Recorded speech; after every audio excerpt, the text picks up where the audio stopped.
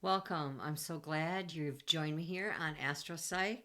I'm Kathleen, also known as Kate, and I serve humanity as a naturopathic and holistic wellness consultant. I'm certified both in UC Reiki and mindfulness, and I have recently submitted my dissertation to my review board in pursuit of a doctoral degree in naturopathic psychology. So, the purpose of this channel and my mission on this planet is to help you achieve personal development across mind, body, and soul by using the profound wisdom of two potential fields, astrology and psychology. So, thank you again. It's an honor to have you here. Today is Thursday, October 30th, 2025. It is 3:13 p.m.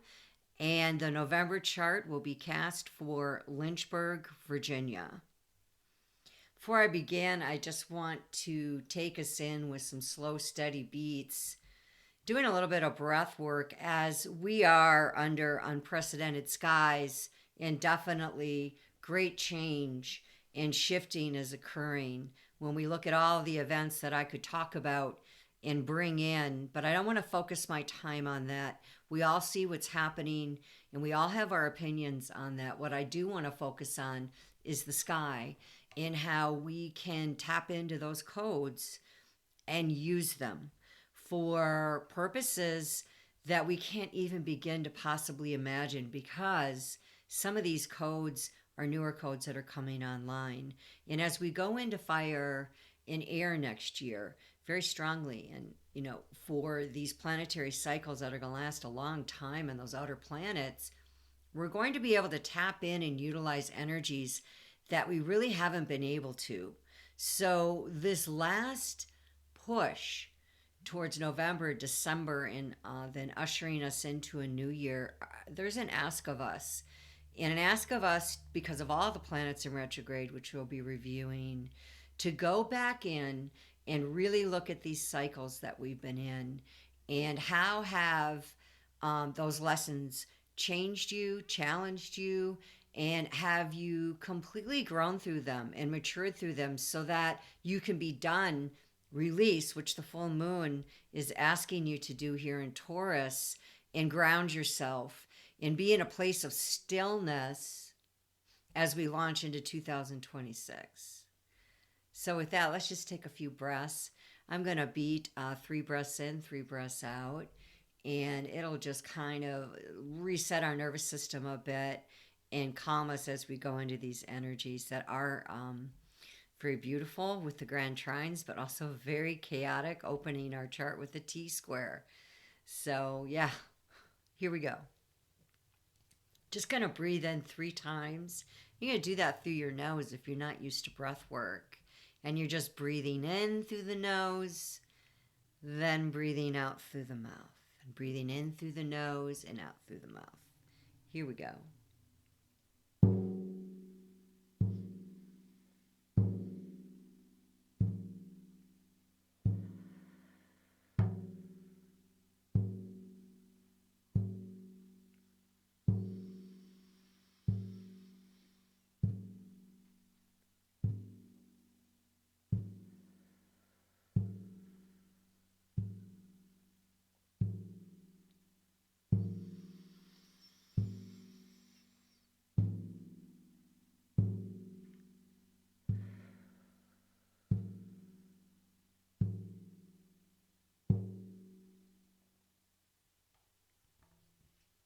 All right.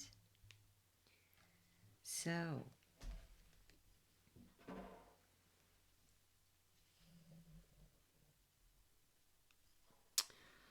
before I get into the main part of what I have prepared today, I want to talk for just a moment about how important it is to realize that when we approach astrology in our own personal psychology, we are all interpreting these energetic codes from our own perspective, our own age, our geographical locations, and our personal intellectual, emotional, and relational maturity.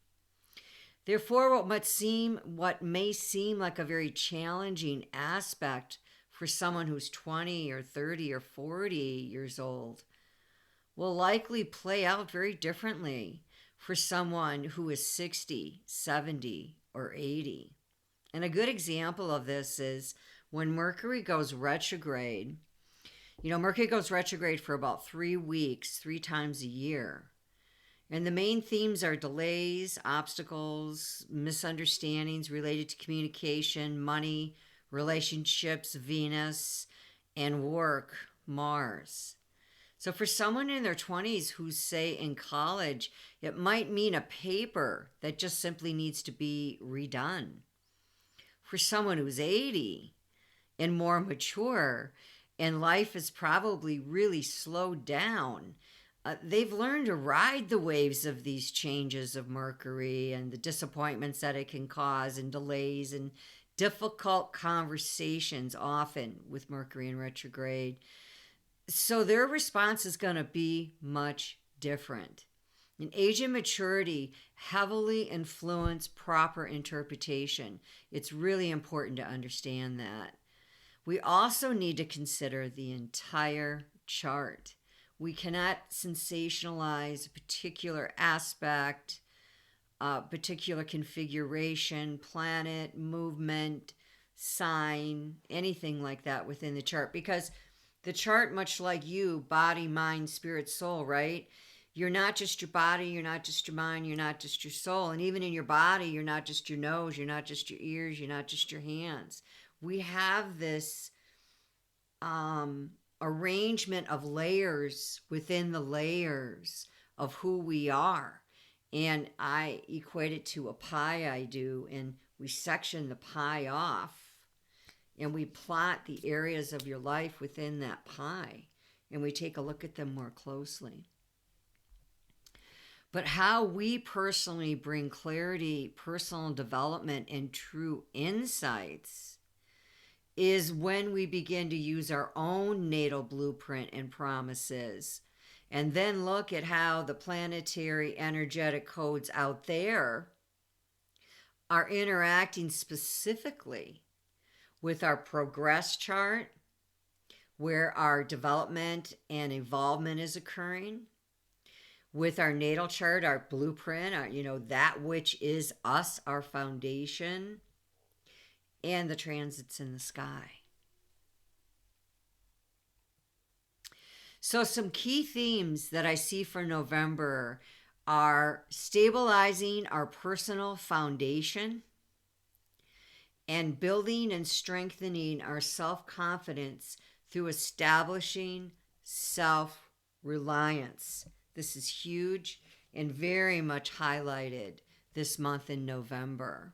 Going into the first week, we have this dynamic ignition and transformative relationship gateway that is opening for us. And November opens with a powerful and dynamic T-square that I'm calling the relationship catalyst. And a catalyst is defined as a person, event, or thing that initiates or significantly speeds up change or reaction without being permanently consumed or altered in the process. So why originating in chemistry to describe a substance that lowers the energy barrier for a reaction like an enzyme. The term is widely used figuratively to describe any powerful agent of action that provokes a major development or transformation, setting an entire new course of events in motion. That is the purpose of the T-square. So with November igniting a very dynamic and passionate burst, focused intensely on our one-to-one connections, it's important for us to take a deeper look at this. The first few days of the month are charged with that powerful energy that encourages decisive action and adventure in partnerships. It's not a time for hesitation. As we review, we're being asked to do something, not just review and be like, oh, okay, yeah, I remember this, and oh, that was nice, and no. when we are reviewing, this is active reviewing, because what we're headed into, we got to get prepared for, because it's no joke. And it's going to be powerful and potent for those who have prepared. This is not a time to be indecisive either, and meaning to not know what to do, okay? Know what to do and do it. If you've been contemplating a significant shift, whether in a romantic or a professional alliance, the early days offer the necessary oomph here for you to get the process started and embrace any unexpected twists that may emerge. However, with such a dynamic opening of power, immediately comes in a demand for deeper focus and a tense T-square configuration on the second and third forces long avoided relationship issues into the spotlight. Venus in Libra is squeezed in between Chiron and Aries and Jupiter in Cancer. What does this mean? This is unspoken wishes, ignored needs, and simmering, tumultuous conflicts, impossible to overlook. It's palpable, guys. There's a lot of tension opening up into November. And of course, what do we have happening going into November? We have the SNAP benefits as of today, October 30th, being cut off, scheduled to be cut off. This Taurus in Uranus is no joke. And I'll be going into this deeper in a moment, but it ties in. This T-square is serving a vital and healing purpose here for us. And the conflict is amplified by expansive Jupiter, who wants to make everything big and bold and beautiful and bright and beneficial and teach a lesson. Yes, Jupiter rules the 9th and the 12th house. It is intended to facilitate profound growth and emotional security in our most intimate relationships. These are close relationships. Your father, your mother, your brother, your sister, your lovers, your enemies can be intimate. Yes, intimately acquainted with causing harm and injury. And we go into this deeper. I go into this deeper in a moment. By answering the ask to be courageous and face uncomfortable truths head on, we're going to be able to get to the roots and the causes of the discomfort that we've been experiencing and clearly pave a way for positive development. Yes, Jupiter in Cancer is helping this situation out. The initial intent and intense energy, it clears and sets the stage for the rest of the month, ensuring that the foundations of our relationships are stable enough to withstand the transformative cycles yet to come, ultimately leading to a constructive and lasting resolution.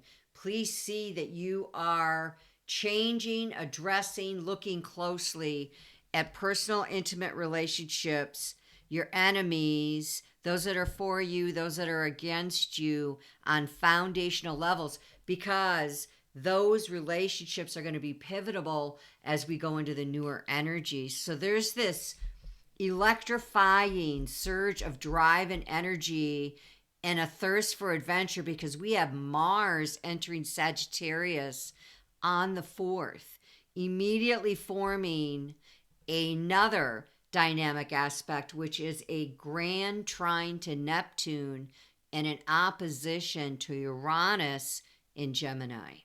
This is a potent mix, combined with the grounded release of the Taurus full moon on the 5th. It puts the call of freedom into center stage for us. tempting us towards perhaps impetuousness and a restless or reckless type of action. What we do say here in retrograde with these planets that we're going to look at more closely, let me tell you, remains. What happens here can have a lasting impact into the next 7, 14, and 20-year cycles of the outer planets. Because Taurus deals with deeply personal nature of a person. It rules the second house, which is a personal house. Houses 1, 2, and 3 are the section of the chart, of the quadrant of the self. So when Venus shifts into Scorpio shortly after here, the 6th, there's a sextile to Pluto also from Mars. This is potent energy. When Venus goes into Scorpio, it's going to dramatically heighten the intensity, becoming challenging as the apex of a yod with Neptune and Uranus, and intensifying its tensions with Pluto, which go exact on the 8th. The Venetian focus on deep transformation means love relationships can become incredibly passionate at this time, but the unstable celestial environment makes it a poor time for setting long-term commitments during these days or swearing eternal fidelity, as unexpected events and radical shifts are likely to quickly upend any premature plans. The catalyst for the change again is that T-square, the Taurus full moon, and Uranus moving back into Taurus.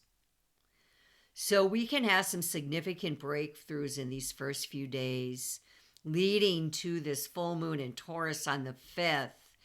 And that lunar event is acting as a strong catalyst for release, pushing us to confront and let go of anything that jeopardizes all things Taurus, our material security, our personal values, our deep emotional rooted fixed earth well-being. How do we feel on earth? Where do we fit in on earth? Where are our roots going in? That full moon occurring on the 5th encourages a clear view of our resources, both internal and external, and it's going to help us ground passionate actions and have some tough conversations that need to be had. Because Taurus is associated with stability and permanence. This is fixed earth, ruled by Venus. The decisions and releases made now regarding personal things related to our self-confidence and our values in our relationships. Libra, Venus. Taurus, values, money, Venus. Both ruled by Venus. The decisions that we release after the energy of this moon are going to be hard to undo, so be careful. The conversations need to be had, but they need to be had in the right way. Okay? Passionate action, grounded. Passionate actions grounded through these tough conversations, because they're going to lay a solid foundation going forward, okay? So there's this awakening going into week 2 that we simply cannot ignore. And I will get back to the full moon in detail here.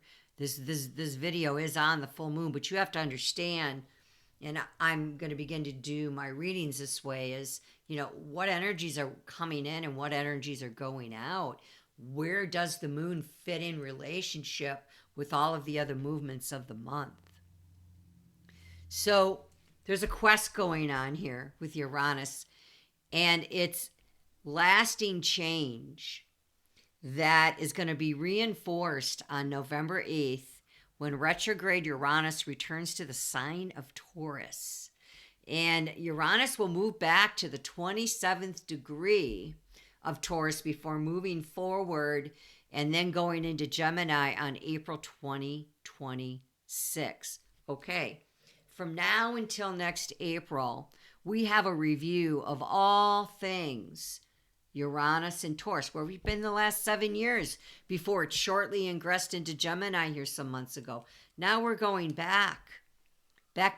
So I want you to think about the last 7 years of your life related to all things second house, all things Taurus, and all things Uranus.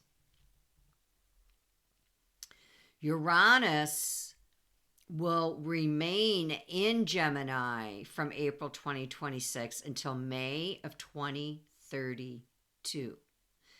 Now impacting wherever that is in your chart for 7 years. So whatever house this has been hitting for 7 years in Taurus, you're coming to an end of that cycle.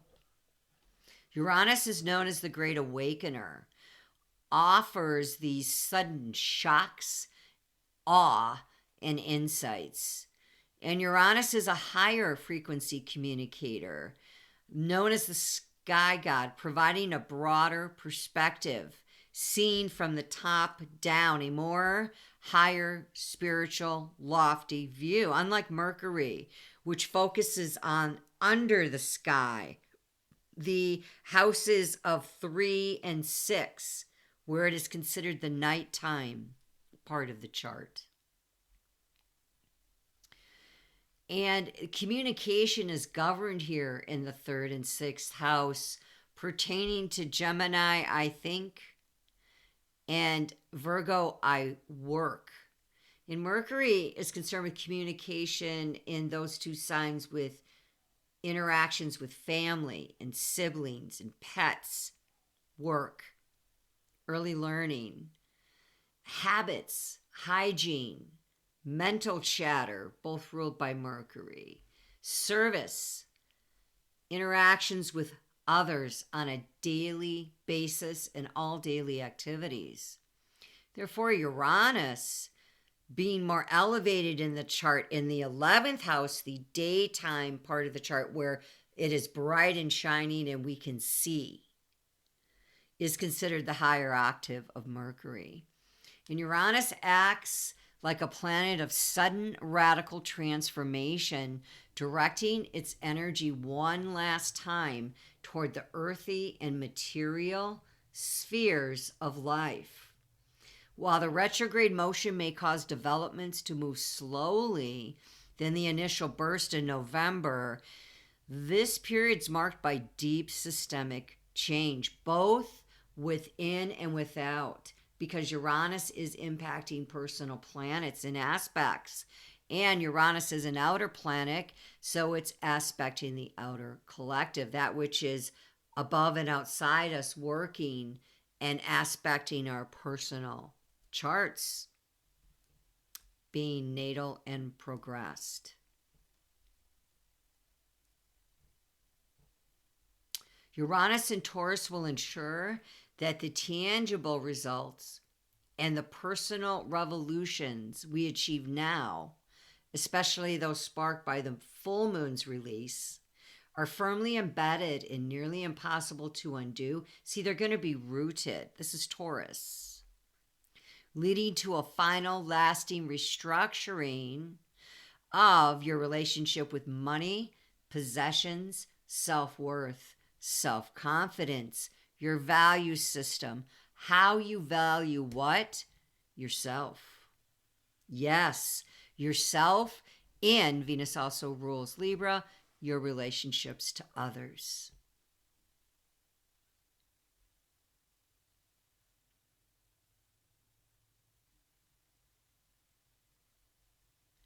So being the higher octave of Mercury, it's elevating our mental processes. Uranus is the planet of the genius intellect.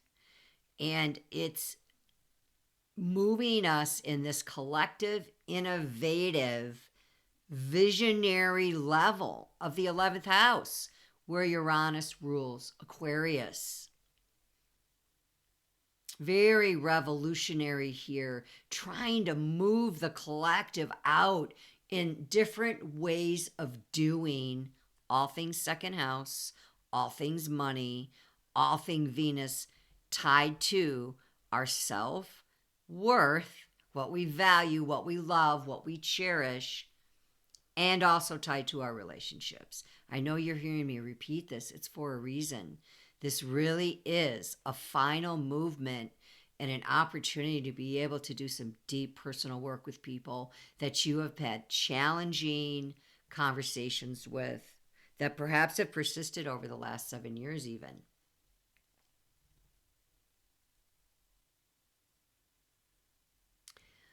It governs genius, invention, technology like electricity and the internet. It's associated with the universal mind and the part of consciousness that yearns for humanitarian progress in a more evolved collective frame. So now we're dealing with soul tribes. And the 11th house deals your larger friendship circles, your larger groups that you attend, and your soul tribes. Uranus is freedom, independence, and rebellion, and the cosmic force that demolishes structures and traditions that have been restricted, outdated, or stifling. It's like the dead wood that's preventing growth here. And its transits often manifest as sudden events. So sudden separations could occur here between people where once they were together, now they no longer are. And perhaps this is something that had occurred during the lunar and solar eclipses. So think back to 6 to 8 weeks ago and the events that have occurred during those times. So it also is great breakthroughs here where maybe you just have aha moments in relationships. And you're like, wow, this needed to change in our relationship. Now we can move forward on better ground. But whatever it is, it has to align with your unique spirit. It's very much about your rebel yell here, that which you're passionate about. It's an inner review of your passionate expression. The second half of November centers on this internal review and effective communication strategy that you need to develop. And it starts with Mercury stationing retrograde on the 9th until the 29th, all the way back to where? 21 degrees of Scorpio, where we just had Mercury and Mars. And I thank the gods and goddesses, the Lord above, my Jesus Christ.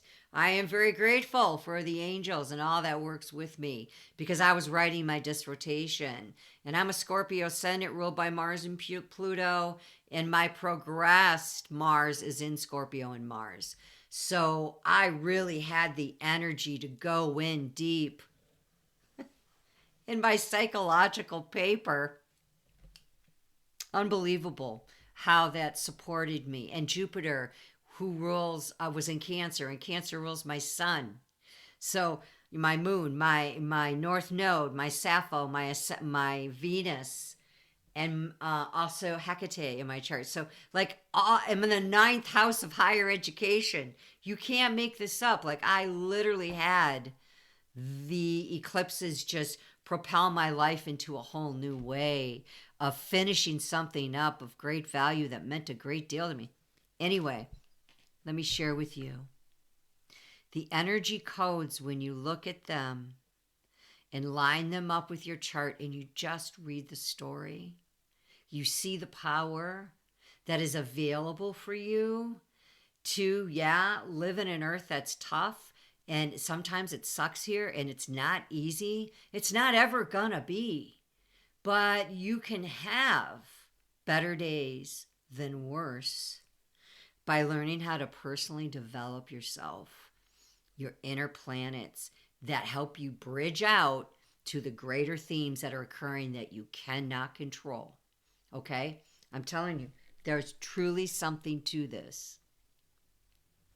Otherwise, I wouldn't have committed my last years to naturopathic psychology and the study of Reiki, mindfulness, channeling, intuitive arts, all things like this. Astrology now going on almost 7 full years of daily learning, teaching myself, self study, and mastering the principles so that I can put it all together and bring it out here on stage where I am meant to now move forward in my life.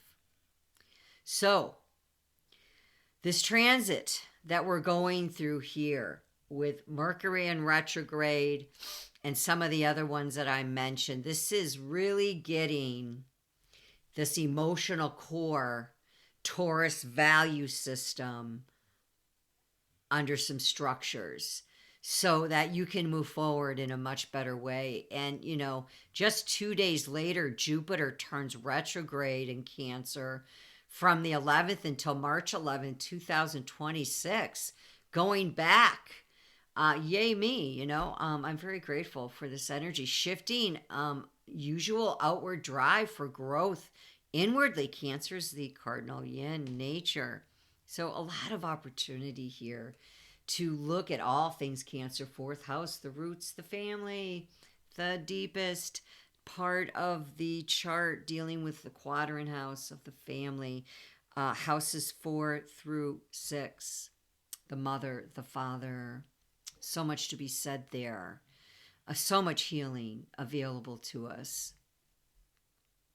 So the transit invites us to thoroughly release these goals of ours that we should be having, okay? And ensure that they align with those emotional needs. And these inner processes that we've been going through begin to sharpen and hone themselves. And you're going to be able to use them now as a tool, these lessons you've learned. The Mercury-Mars conjunction in Sagittarius on the 13th sparks a fiery expression here of optimism. And many will feel compelled to passionately defend your beliefs with words that can be sharp as knives. Be careful here. Sagittarians are known to take their optimism and be very blunt. Yes, very, very blunt. They're known for this. It's essential during this time to insist that dealings are fair, that there's open discussion, that there's no resistance of anybody being shut down and not heard, that the overall climate during these conversations you need to have with Mercury and Venus in relationships with money and things and people favor strong opinionated energy that's constructive, that moves in a way that is respectful. And November 11th, Jupiter stationing retrograde is going to be in a square there with Chiron. And the square asks, what are you here to emotionally heal? The wounded healer, these wounds that go on and on and on until we identify them and truly don't finish their cycle till 50 years old.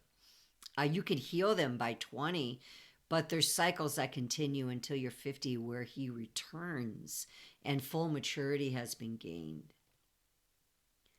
So what should we refrain from as well and grow from? These are the questions, like, what's the balance here? Where do I fit? This is impacting Aries in Chiron, this masculine yang, I am, personal quadrant, houses 1 through 3 again, cardinal fire energy with Jupiter in Cancer, feminine yin and cardinal water energy. So one in the home needs to be healed in a very passionate way. Squares are about growth that's possible through great tension and pressure. On November 17th, the energy shifts towards deep emotional alignment and a profound stability as the Sun in Scorpio forms a grand water trine with Jupiter in Cancer and Saturn in Pisces. The grand water trine is a blessing. We see the grand water trine at play here for 2 months. And I alluded in a post to this about mundane astrology and how it shows the Jamaican event, the massive Melissa hurricane that went through there just a day or two ago, and how too much of flowing water can be something where it just completely restructures and reconfigures the land, the framework. So there's a rushing of a water that needs to come through here with these grand water trends to rush out, cleanse out, move out, restructure, and change all of the planets in the grand trine that are connecting. The outer sky planets especially are going to be in this trine for 2 months. Final push here for clarity and structures you can confidently rely on, as you transition into higher vibrational, energetic codes coming through this harmonious grand water trine aspect. Its connections signify a significant place of clarity and a readiness to cooperate. They're very harmonious. Emotional maturity of the water element steps forward here. It's Cancer, after all, cardinal waters, the mature mother pattern. And it says, look, you can transform here and you can merge with Jupiter into ways of growth. And with Saturn's stability, you can solidify that structure. And the voices of deeper wisdom are being called out through water, always. Water is the most intuitive psychic sign of the chart, of the astrological system. The water signs are heavy in the November chart. In fact, it's highly water infiltrated, this November chart. And, these deeper voices of wisdom connect to Sedna, who's conjunct Uranus. And go back and look at some of the moon videos I've done talking about her. This is some serious, deep, deep water energy that rules psychology. Of course, the 8th house of fixed waters of Scorpio. So, a spiritual path can be forming here. Like things where you looked at things more maybe hard line. Now you're more open to a broader perspective and evolving here. Now, November 20th, the new moon in Scorpio. Talking about all this psychological change, and we've got a new moon in Scorpio, 1:47 a.m. Eastern Standard Time, 28 degrees, 11 minutes. Essentially 29 degrees here.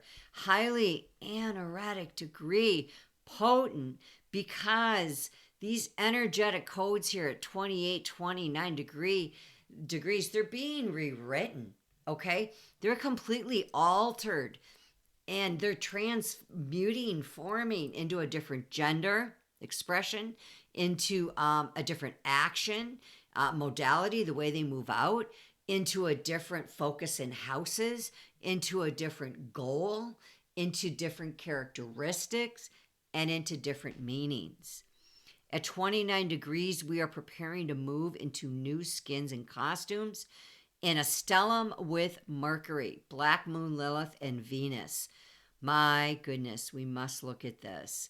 Since Venus rules both Taurus and Libra, it influences themes of partnership and communication, especially in the 12th house of Pisces, a house associated with deep karma, high emotional vibration, spirituality, and karmic lessons. Saturn's in Pisces, karmic lessons.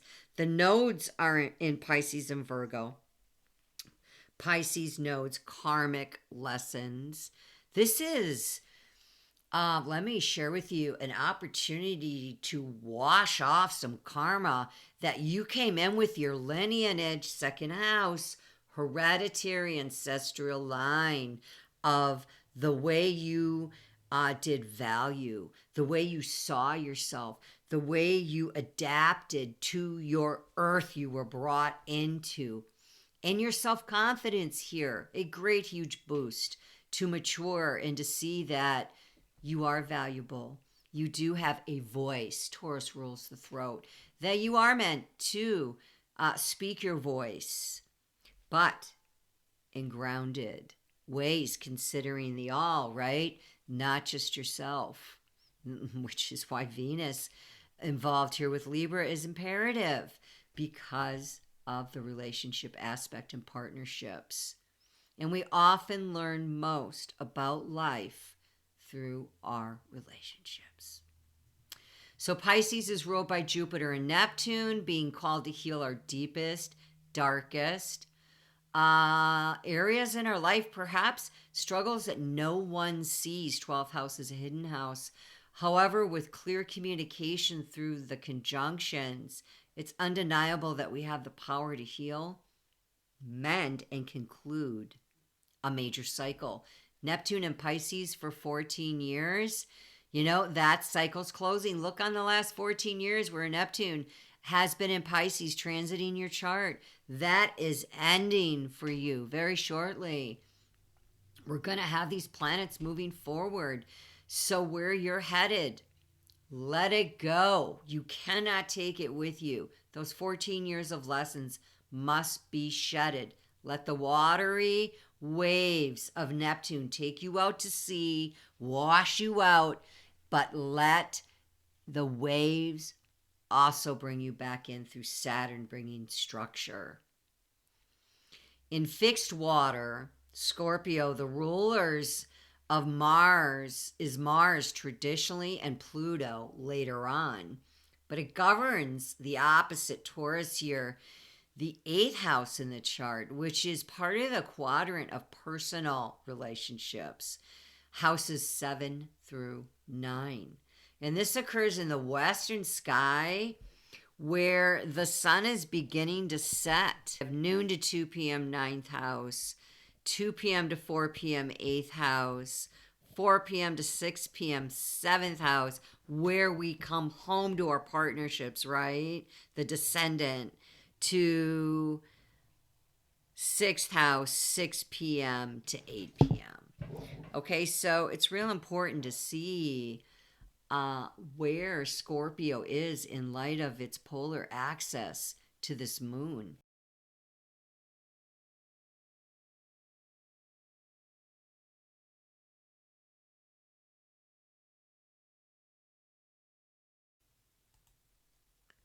As it plays heavily into the psychology of the 8th house. So Mars shows us how we pursue our values, okay? And our deepest desires. Very courageous in doing so.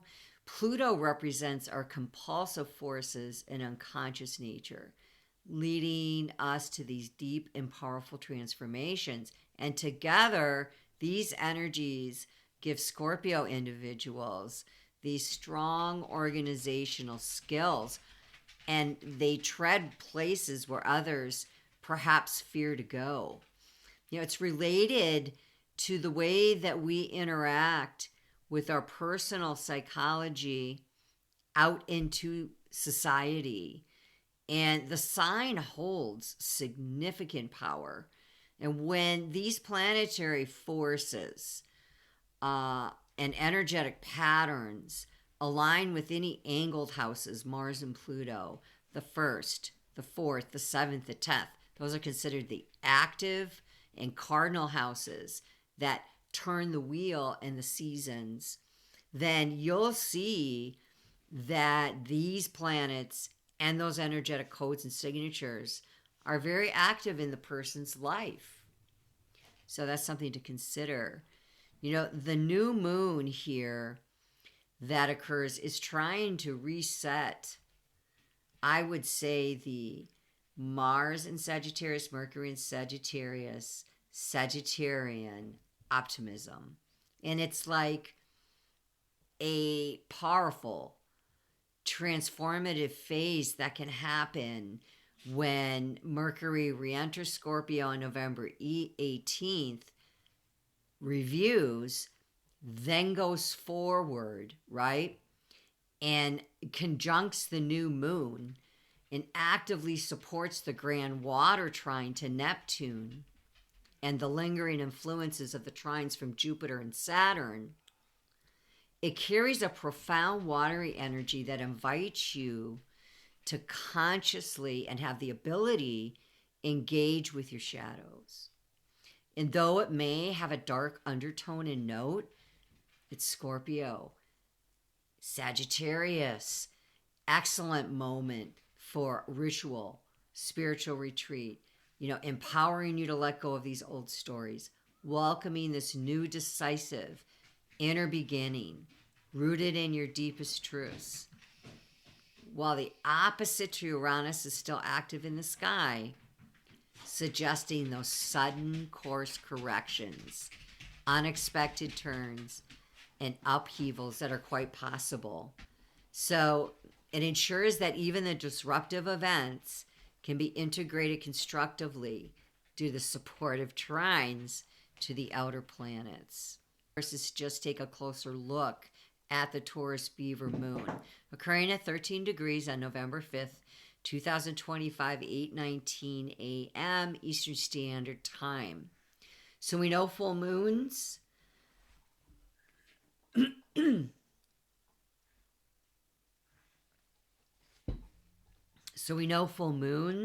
are about completions and endings, peak moments, things coming to fruition, things being manifested. Yes, releasing.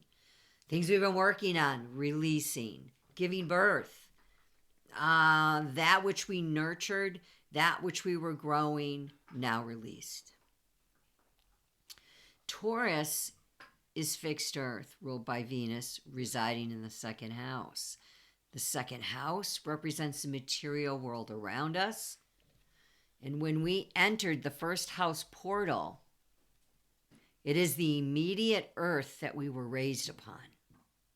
Therefore, this house reflects our values, feelings of self-worth, talents, possessions, securities, earning ability, money, self-confidence, self-esteem, what we love, hold, and treasure. Taurus rules over the throat, the how, when, and where our voice, whether confident or not, will be heard and whether it will be received. The second house is positioned under the sky during the nighttime hours of 2 a.m. to 4 a.m., when we are deep within the sleep cycle, and it concerns aspects about us that we have not yet earned. Those inherited through ancestry can also be seen here. It's our relationship with the physical world. It's the family line that we come through, whether a line of addictions and a poor root system, or one of clear courses of health and wealth and bountiful root systems. It will greatly impact, therefore, our self-esteem, our self-confidence, personal development, and directly tie us to our earning ability or the availability to use our voice and body to take care of ourselves and sustain our value system. So we see Taurus as a sign that has deep need for quality, emotional depth, connection. And with Venus ruling Taurus, tying us to fixed earth and earthy needs of the five senses. Venus is very sensual planet, very grounded in Taurus, looking for valued stability, beauty. Something that occurs when we have these things is money. We can make money. Therefore, we'll have security and we'll have assets, possessions, things, and people that provide value. With the second house as the house of money and self-confidence, Taurans seek to build and often genuine quality and value and beauty and a sensual rootedness. Everywhere they go, through their self-confidence.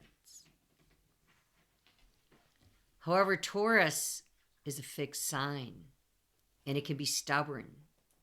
And it possesses a psychological style. It's on the axis of the 8th here, that wants to maintain security from within. It's about itself. It's a personal house, personal quadrant, deeply concerned about itself, not so much the other. It can, but it's through teaching. It's the Hierophant here, the 5 in the major arcana. It's about taking the voice and saying, I have something to share of value. Sit up. I'd like you to listen. Can be quite stubborn, fixed sign, refusing to change. A strong Taurine energy can backfire when it becomes fixed on energies that provide comfort that aren't in good harmony within their chart. And any other malefics that might be near its Venus and its 2nd house. So the Taurus-Scorpio axis is the 2nd and the 8th, and this explores themes of wealth, money, stocks, valuables through exchange of money, other people's money, such as how we pay our taxes, our debts, wills, inheritances, all types of financial investments, real estate, cars, clothes, jewelry, all things that exchange through Venus, Mars, and Pluto. Scorpio as its opposite sign, it's important to look at this because this moon is being ruled by Venus and it has a polarity. And the polarity is Mars. And Mars is how we pursue what we value. Mars is masculine, yang energy. And you're saying, yeah, but Scorpio's yin, fixed. Well, that is going into the person, into the mind, into the waters, into how others impact our psychology, how our personal values in our psychology are built through others in relationships and the way we engage Mars, our will and courage in yang masculine energy.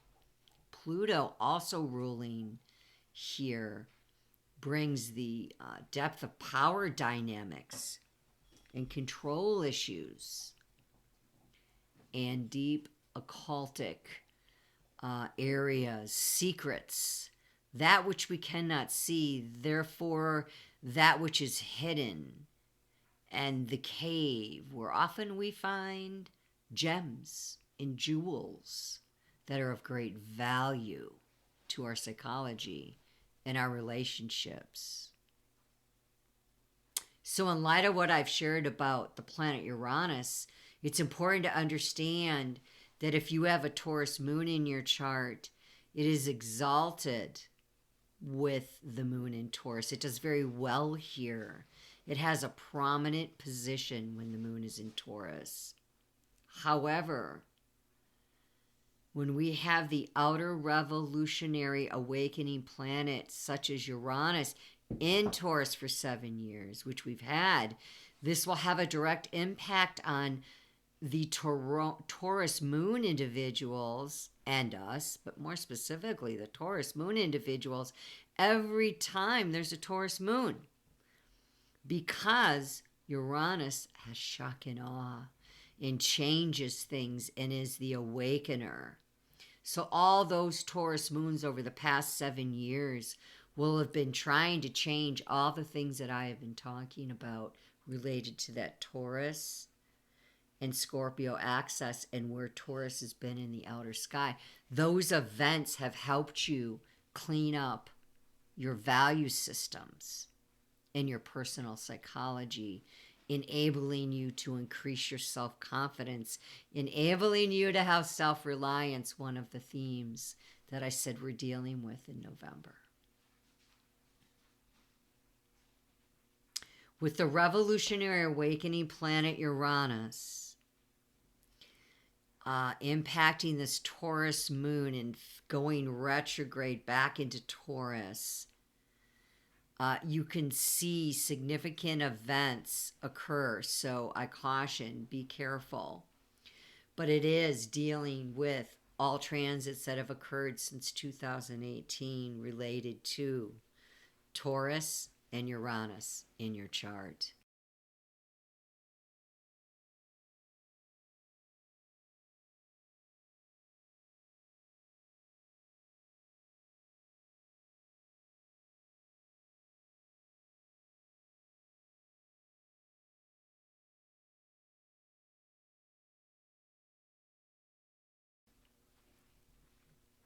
So the full moon highlights how we might become Taurus stuck, fixed, or stunted. Scorpio's fixed as well in our psychology or the way that we exchange our energies.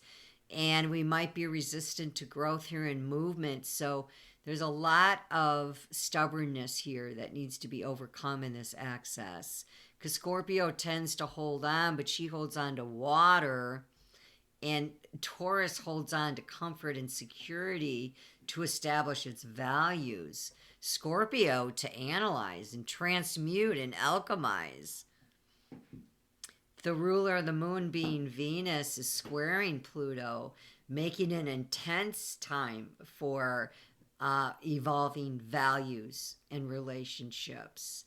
And currently at 28 degrees, about to enter Scorpio, and Venus in Scorpio highlights the dark side of Venus. Venus squared Pluto. Aspect indicates strong and intense desires, and it might trigger jealousy, obsession in relationships, power struggles, even within the larger collective. So expect some dramatic and toxic behaviors in this full moon, quite possibly, because the focus could be, if people are not doing their shadow work and evolving the ego rather than love.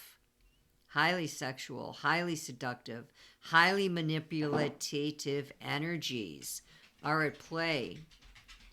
And not genuine love here, but rather the kind that seeks its own personal validation. It's not good here. External validation versus self-confidence and power. We need a return to the self of Taurus energy, a return to a more fixed value system that's going to ground and root you. Confront these tendencies once and for all. You have an opportunity to go deep and repair and heal what has been broken. The full moon is guiding towards stability and comfort and simplifying things. Taurus doesn't want things complicated at all and dislikes friction and tension. And this is a super full moon, meaning it's bright and is going to be seen very closely to Earth itself. So very powerful, very bright, saying call this energy back in. Let this Taurus ground and support you, and let your psyche be encouraged that this is just a growth lesson and a time of great personal transmutation. So November 9th through November 30th, Mercury will be in retrograde. Sagittarius goes back to Scorpio. Expect some shocking and revealing information regarding Mercury and Mars opposing Uranus and Gemini. Themes have been brewing here in the 12th house. And prepare for information and communication that's going to clear some things up concerning lies and gossip that have been said that are not true. Black Moon Lilith in Scorpio, 24 degrees in the 12th house. This is deeply private information. Be quite nefarious, revengeful, even jealous in nature. And in the 12th house, there could be a tendency towards this victimhood mentality and not wanting to engage in life, quite personally, hiding out there in the 12th house. The 12th house is a place of retreat, privacy, and our ebb and flow within our emotional systems. There's a grand trine to Black Moon Lilith here in Scorpio, to Jupiter and Cancer, back to Saturn and Neptune in retrograde in Pisces.